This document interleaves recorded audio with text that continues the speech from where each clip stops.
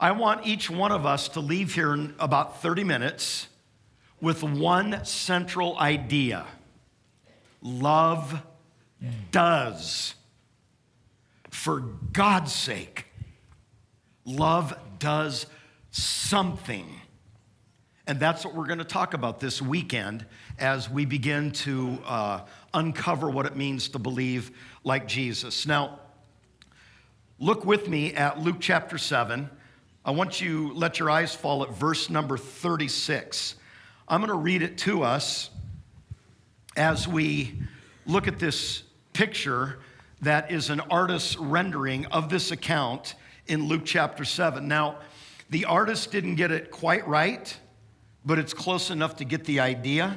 I think artists could read the Bible a little bit more closely, because in Luke 7, they're actually at a dinner meal. It wouldn't have been this kind of a setting, but nevertheless, all the main components are here. There is a religious leader. There's several of them in the black. They're known as Pharisees.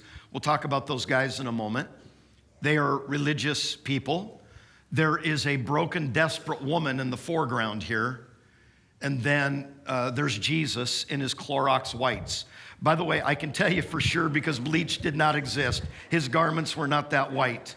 And I simply say that honestly. I mean, the things that we assume, but it certainly makes him easily recognizable in the picture. And so that's nice also. Verse 36. Now one of the Pharisees invited Jesus to have dinner with him. And so he went to the Pharisee's house and he reclined at the table. And when a woman who had lived a sinful life in that town learned that Jesus was eating in the Pharisee's house, she brought an alabaster jar of perfume, and as she stood behind him at his feet weeping, she began to wet his feet with her tears. Then she wiped them with her hair. She kissed them and poured perfume on them. And when the Pharisee who had invited him in saw this, he said to himself, if this man were a prophet, he would know who is touching him and what kind of a woman she is. She is a sinner. Jesus answered him in verse 40. Now notice, Simon hasn't actually said anything out loud. He's just thinking it. Nevertheless, Jesus knows. Jesus answered him, Simon, I have something to tell you. Tell me, teacher, he said. 2 men owed money to a certain moneylender. One owed him 500 denarii and the other 50. And neither of them had the money to pay him back, so he canceled the debts of both. Now, which of them do you think will love him more? Simon replied, I suppose the one who had the bigger debt canceled. You have judged correctly, Jesus said. Then he turned toward the woman and he said to Simon, do you see this woman, Simon? I mean, you're looking at her, but dude, I don't think you're seeing her. Do you see this woman? I came into your house, Jesus continued. You didn't give me water for my feet, but she wet my feet with her tears and wiped them with her hair. You didn't give me a kiss, but this woman from the time I entered has not stopped kissing my feet. You did not put oil on my head, but she has poured perfume on my feet. Therefore, I tell you, her many sins have been forgiven, for she loved much. But he who has been forgiven little loves little. Verse 48, Jesus said to her, your sins are forgiven. Then the other guests began to say among themselves, who is this who even forgives sins? And Jesus said to the woman, your faith has saved you. Go in peace. I want us to think about how we think about people. The kinds of assumptions and biases and prejudices and judgmentalism and conclusions which have no basis in fact. All the ways that we humans think about people. I want us to think deeply and hard. And yes, beginning with myself, I want to make us all uncomfortable. Not uncomfortable for uncomfortable's sake, but uncomfortable that will push us to the place of change and transformation. Because usually as long as we're comfortable, there's no need to change. But it's only until God gives us a good swift kick in the keister that we all of a sudden say, okay, change is good. I can do change. I will adjust my heart attitude. Remember, we're taking the quantum leap from believing in Jesus to learning to believe like Jesus. You with me? So we're in Luke chapter 7, and I want you to reach for your notes if you would. We had hard copies available coming in, but we also, you can access them digitally online. Just go to YouVersion. Let's look first of all at the setting of this story. I need to give us some of the backstory. Because you and I are not first century Israelites, Jews, much of this stuff just kind of, I mean, you may have a PhD from Harvard or Stanford or UC Berkeley or whatever, but this is just not our culture. The kinds of things that are usual and normal and that we've experienced all of our days, while they're very normal for the people then, they're strange and alien and not even understandable at first pass for you and I. Let's talk about the setting.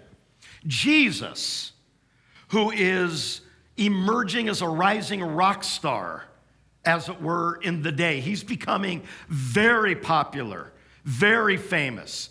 His blog, his Twitter account, his social media, just absolutely big time. And he is going to a dinner party.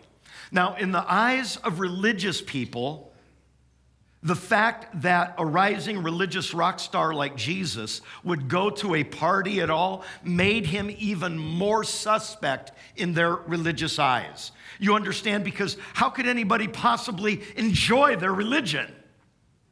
Because religion is severe, isn't it? And it's judgmental, and it's calculating, and it keeps score. And it has a very clear sense of right and wrong. There is no grace in religion, only law. So Jesus is suspect because how could the founder of Christianity, which the word Christianity wasn't even known at this particular point in Luke 7, how could the founder of Christianity be at a dinner party, you know? Now, at the home of a wealthy person of influence like Simon the Pharisee, distinguished guests would dine in the open courtyard. Mediterranean homes in first century Israel were in rectangular shape, but inside was an open, small courtyard garden, maybe a little running water if they were people of wealth, etc. And they would dine outside because the climate was so temperate and nice and so, okay? So they are in an open courtyard in the middle of the house, and here's what would happen. Neighbors and outsiders would crowd around the perimeter to watch these famous people eat and drink and talk. So they're almost like, you know, the first paparazzi, right? That's how this woman got in. She kind of snuck in with the rest of the paparazzi to watch famous people like Jesus and Simon and all the other people eat and drink, and just to see what they talked about so they can put it in their, you know, blog and Twitter accounts and write publications and put it at the front where you pay for your groceries at the front of Rayleigh's and so forth.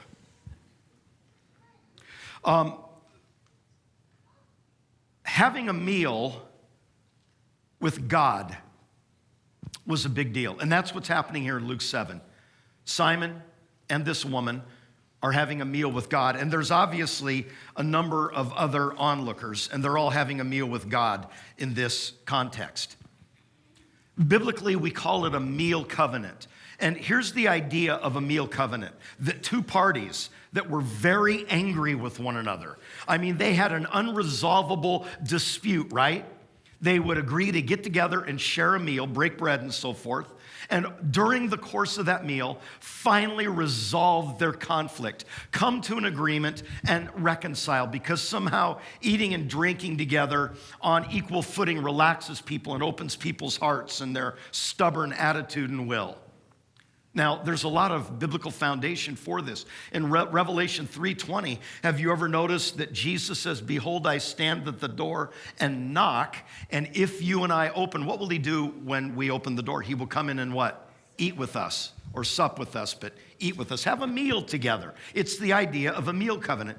In Genesis chapter 31, Jacob and Laban, two men, a son-in-law and father-in-law who were at odds with one another, ate together, settled a generational disagreement, and they actually validated a covenant. Or how about Luke chapter 15? You remember the prodigal son? When he finally came home, the older brother, he refused to come into the great meal. Remember what the dad said? Killed the fatted calf. My son who was dead is now alive. They were having a meal covenant of reconciliation and celebration that this wayward, stupid little brother had finally come to his senses and come home. But the older brother would not come to that meal. And he was indicating by his refusal to attend, I will not forgive him. I will not reconcile with my little brother. Right? Or how about Psalm 23? This is a legendary one. David writes, you prepare what before me in the presence of my enemies? A table. What's the idea there? A meal covenant. Even with your enemies. Have you tried that yet? It's an idea which has, thorough biblical precedent. Or in the Gospels, do you remember Judas Iscariot? Before he went out that final night at the Last Supper and betrayed Jesus, what did Jesus do? He broke bread, he dipped it, and he tried to hand some to Judas. It is the idea of a meal covenant. Judas, let's settle the anger and rage in your heart toward me, and let us love each other once again. And what did Judas do? He refused it, and he went out into the night and sold his soul and Jesus for money, and it cost him everything. See, in a sense, we could say that we serve a hungry God. You and I serve a God that is eager to settle down with us over a meal and relate to us and forgive us and restore us. That's the idea of what's going on here in Luke chapter 7. So Jesus is having a meal in the home of a Pharisee. What is a Pharisee? A Pharisee is like a religious elite person, a priest in ancient Judaism, the faith of the Jews, right? But they're not your run-of-the-mill religious person. They're an elite religious person. In other words, from their infancy, the law of Moses and of Torah and of the things of God has been their whole life. In other words, they should have known better. But do you know who some of the most endangered people are spiritually? This is going to rock your world. It's not those that come late to faith in the gospel in their teens or 20s or 30s, 40s, 50s, and so forth. It's those that grew up from infancy with the things of God fully accessible. Because sometimes there is spiritual slippage in our heart, and the things which are holy become profane to us. The things which are beautiful and spiritual and holy become mundane, and we begin to treat it very flippantly. So if you grew up in a home of faith, be cautious that there's not almost an indiscernible hardening of heart. That's who Simon was, a Pharisee, and then this broken woman. And when you see this woman in our story, I want you to see her as the millions of people that you and I live with and work with and commute with and recreate with, that we share life with every single day in the Bay Area. She's a type of me, of you, of all of us, okay? That's the setting when we look at it. Now, one other thing I want to mention about the setting, and that is that there was very built-in, socially acceptable customs of the day, and a couple of them were this. When you had a meal together in those days, they did not merely eat to satisfy their hunger. That's what Americans do. We eat only to satisfy our hunger, and we usually eat very fast. A lot of times people take 10, 15, 20 minutes, boom, they're gone, running on to the next thing. In those days, yeah, they certainly ate because they were human beings to satisfy their hunger, but moreover, they ate to have a relationship. It was about taking time. So these meals in days of antiquity were leisurely affairs, 2 hours, 3 hours. Because think about it, there was no electricity. So after a hard day in the fields, you got up with the roosters, you're out working the fields. As soon as it gets dark, all you had were these ancient little oil lamps, which only cast very dim light. So there was really nothing to do after the meal other than go to bed and sleep a few hours and get ready to rise early for the next workday. So they would spend 2 hours, 3 hours, a leisurely pace at their meals so they could enjoy relationship with one another. Now, one another is a powerful Jesus New Testament concept because we are better together. I want to caution you to Never, especially if you're more of a loner type of a temperament or an introvert type of a temperament, be careful that you don't fully succumb to going life alone, because we are better together. So we have a saying of value around our culture here at Calvary Temple Church where we say, if you want to go fast, go alone. But if you want to go far, go together. In other words, far in influence, far in a meaningful life that mentors and empowers others. We got to go together because we're better together. That's also a value built in to these meals. They're in the open courtyard. It's a low table. They're not sitting at chairs. They didn't have chairs in those days. They would lay on their sides on the ground with soft pillows, and it would be in this relaxed, lengthy, culinary, relational context that our story is happening. Now, one other thing you may have noticed, Simon did not do three things which were absolutely custom and givens whenever you entered somebody's house. First of all, whenever you went to anybody's house, especially for a dinner party, you would immediately, upon entering, receive the kiss of peace. And it was a kiss that was a sign of respect. Simon did not do this for Jesus. Secondly, you would have your dirty feet washed. Why? Because in those days, they didn't have cement, concrete, asphalt, pavement, whatever. They were just dusty little roads that were beat up and pounded down like talcum powder. And shoes in those days were nothing more than simple ancient sandals. So your feet were very dirty. And it would be if the family was wealthy enough that you were dining, it would be a household servant that would wash your feet, the lowest person in social order. Notice this, when Jesus is getting ready to go to the cross, how did he demonstrate his ultimate love for his followers? He said, a new commandment I now give to you, love one another. And what did he do?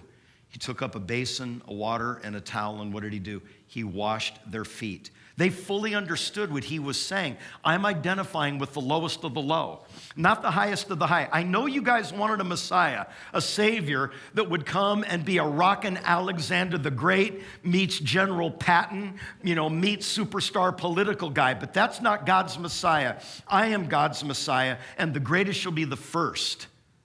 Or the least, and the first shall be last, and the greatest of all in the sight of the kingdom shall be one who picks up a towel and basin and is a servant in heart.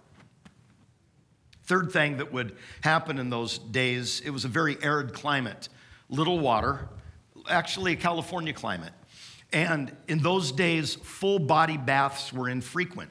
Not only did you not have the facilities for full body baths or showers, but they didn't have that volume of water to waste. Any water they had was used for basic life sustenance, drinking, cooking, and so forth. So because full baths were infrequent, can I say tastefully that everybody there was always a little bit ripe, okay? Honestly, you've walked to get there, by the way. You haven't been in your air-conditioned Audi.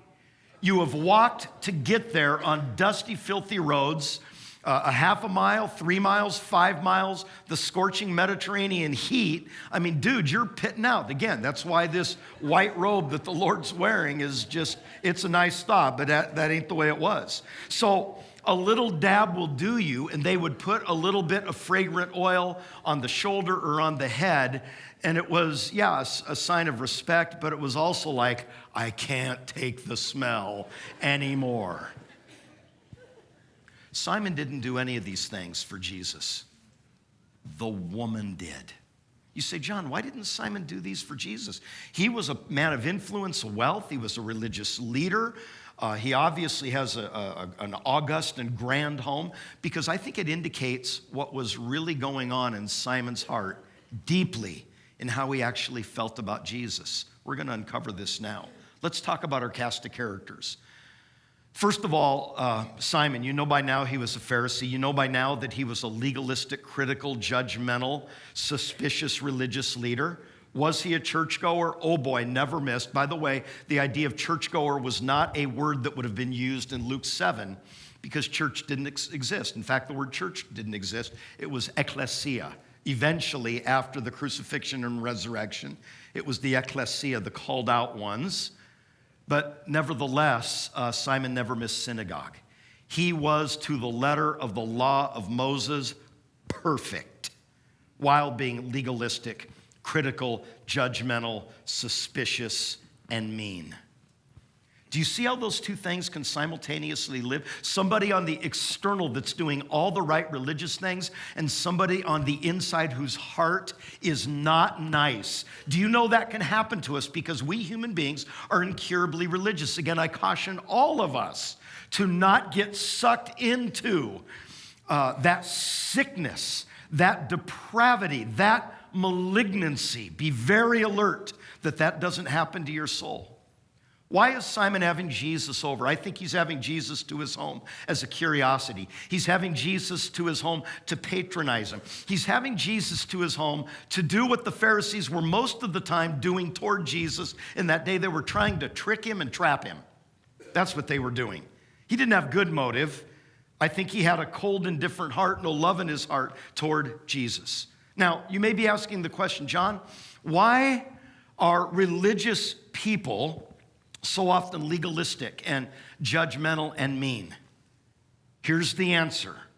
Remember this, because that's what religion does to us.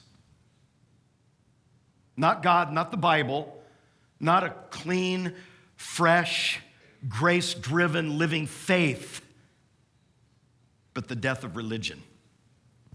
I have often said to our team here, our staff, I would far rather that people that don't know God, way rather, they just never go to a bad church than go to, in other words, I'd rather that they not go to any church than go to a bad church. Because once a person genuinely seeking God out goes to a church where there is a Pharisaical religious spirit, they will almost be done permanently with the idea of church. It so prejudices them and alienates them, and even in their lostness, because don't you know they're lost sinners, quote unquote, they know a whole lot more about God than the religious people that claim to be so close to him and ascribe to all of his laws. Let's talk about the woman, and with these comments about the woman, we're going to wrap up for the day. I want us to imagine her reality. Now think with me. Not just with your mind, please, and I address the men in this room specifically. Please open wide the door of your heart. What was her reality like? Well, to begin with, she was a prostitute. Now, to say that she was a prostitute means two things immediately. First of all, she was horribly, evilly used for the pleasure of men. Secondly, she had to sell her body to stay alive. Those are the facts. She was a trafficked woman. I don't need to remind us that we live in this blessed area called the Bay, which is also a high target area for sexual trafficking. I also remind us that the women and girls that are trafficked, the vast majority are not foreign girls, even though that would be as bad, because human beings are all of equal worth to God. But these trafficked women in the Bay Area and throughout American culture are overwhelmingly American girls and American women. And we are buying and selling and using our daughters and our sisters and our mothers and our neighbors. And those are the facts.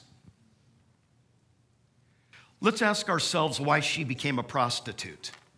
Now think with me, because I've never met a little girl that one day dreamed of growing up and becoming a prostitute.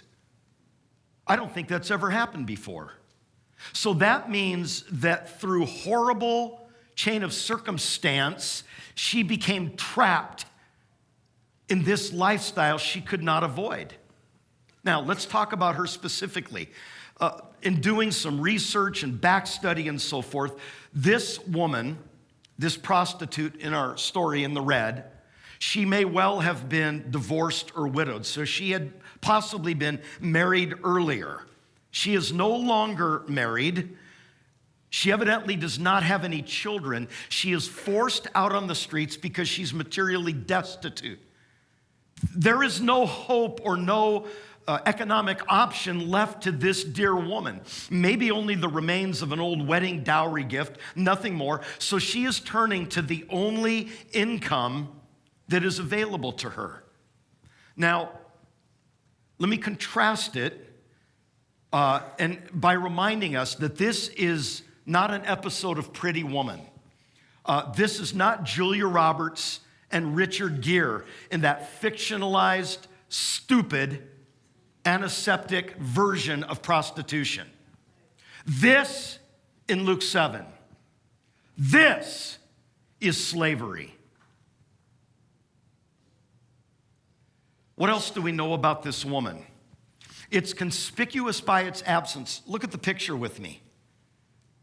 We know the names of some of the people here. The guy in white, that's Jesus. The guy in black with his buddies, one of those is Simon the Pharisee. And the name of the woman is,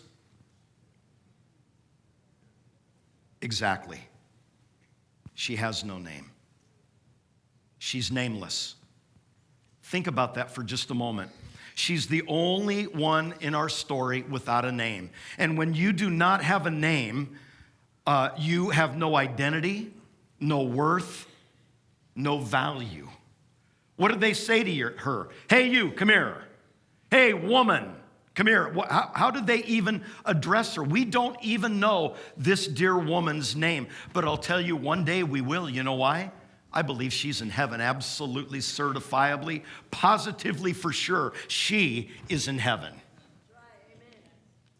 What else do we know about her? We know that in the dusty little village in which this story occurs, that her community heaped scorn, disgust, and contempt on her.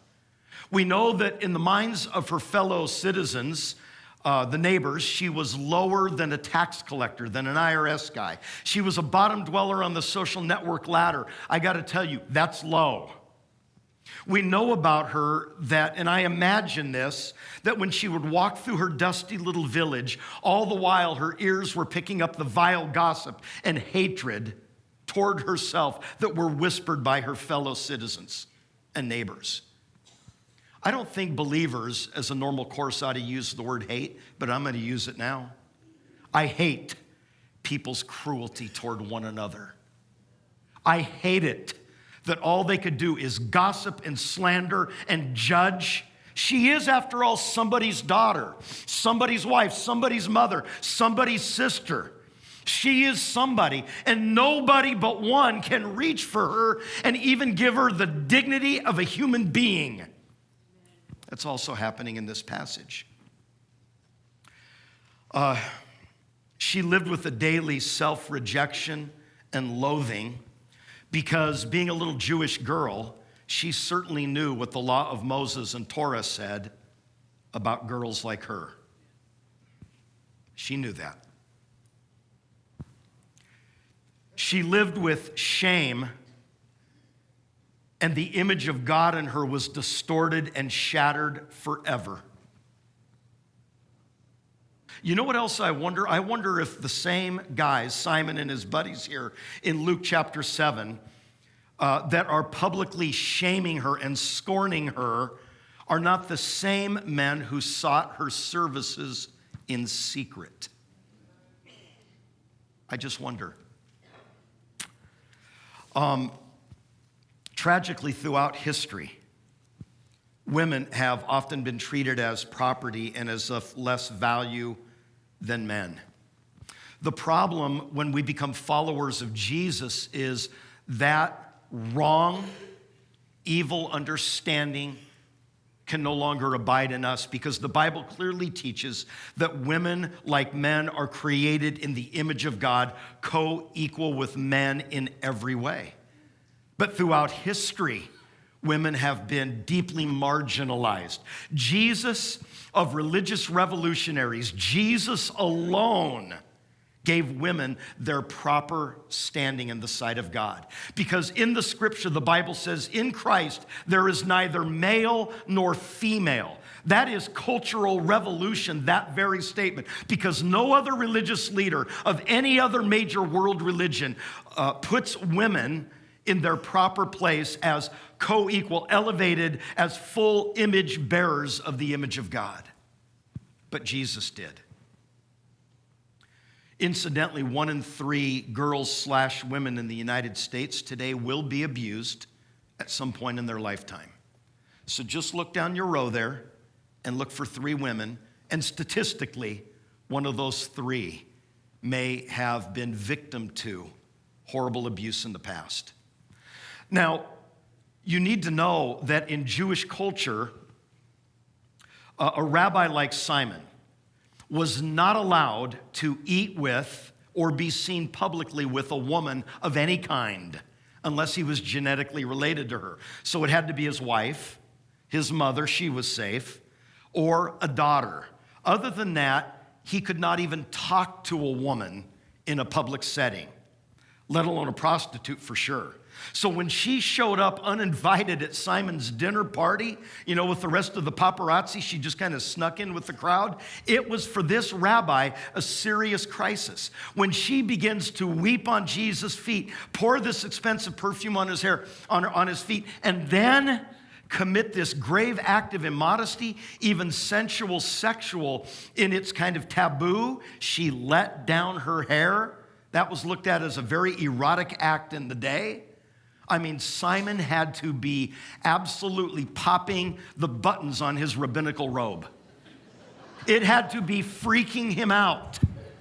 Now, we know what's going on in his mind. Check out verse 39 with me, everybody, as we move to land this weekend's teaching. He says 2 things in his mind, and Jesus knew them both. If this guy were a prophet referencing Jesus, he would know what kind of a woman she is, meaning that she's scandalous. Do you see his incredibly low view of her? And I would suspect of all womanhood and femininity. Shame on him. Secondly, does he even know who she is? Because she is touching him. Touching him. Touch was the most major taboo in a public setting between the sexes that were not related. I can't explain it adequately in 21st century Bay Area culture to what that kind of shock, public display of affection would be, PDA, in that day. There just was not touching, and Jesus broke every social moray, taboo, and custom because of compassion. Do you know that we cannot love without touching? We're going to get messed up, but we cannot love without touching, and that is way better than a loveless, sterile isolation of a life. Last thing, this perfume she poured on her feet, it was in an alabaster box, but it was also frequently carried in women with necklaces, that there would be a vial at the bottom that would hold very expensive, fragrant perfume. No matter how it was carried, how do you think she got it? If you're going to have a little extra money and you're desperate enough to become a prostitute, you're not buying perfume, you're buying food. You're buying clothes. You're buying a warm bed to sleep in, How do you think she got this perfume? It might have been bartered to her because that was a cashless society. It was a bartering culture in the day. She may well have got it for her sexual services. And this is what I want us to understand, that when she's pouring that perfume out on the feet of God, read Jesus. When she's pouring that perfume out, she was actually pouring out her whole life on him. Do we understand that? She was giving it all, her shame-filled brokenness, in tears, in expensive perfume, her hair let down, the broken moment, all of it, because she understood that he understood. And now I'm going to call a timeout and say that we'll pick up the trail to this next week. Give yourself some minutes this week to carefully look at this Luke 7 passage, so that your heart is tillable, ready soil when we visit it again next weekend to land this thing on Justice Weekend, okay? Would you bow your heads?